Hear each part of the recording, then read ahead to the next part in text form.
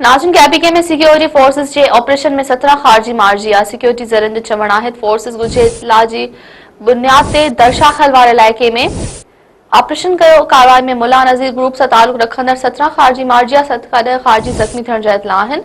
Security ज़रनि जो वधीक चवणु आहे त ऑपरेशन दौरान मारिजियल दहशतगर्द जे कब्ज़े मां हथियार ऐं बारूदी मवाद हथ कयो वियो। कार्रवाई में पाक आर्मी स्पेशल सर्विस ग्रुप ऐं CDD हिस्सो वरितो। ऑपरेशन की कामयाबी ते मक़ामी माण्हुनि सिक्योरिटी फोर्सेस सां गॾु जश्न बि मल्हायो। नाज़रीन, अवां खे हिकु भेरो ॿीहर ब्रेकिंग न्यूज़ पिया ॾियूं त KPK में सिक्योरिटी फोर्सेस जे ऑपरेशन में 17 खारजी मारिजी। सिक्योरिटी ज़रनि जो चवणु आहे त फोर्सेस ॻुझे इत्तला जी बुनियाद ते दरशाखल वारे इलाइक़े में ऑपरेशन कयो। कार्रवाई में मुल्ला नज़ीर ग्रुप सां तालुक़ रखंदड़ 17 खारजी मारिजी, 7 खां 10 खारजी ज़ख़्मी थी पिया आहिनि। सिक्योरिटी ज़रनि जो चवणु आहे त ऑपरेशन दौरान मारिजियल दहशतगर्दनि जे कब्ज़े मां हथियार ऐं बारूदी मवाद हथ कयो वियो।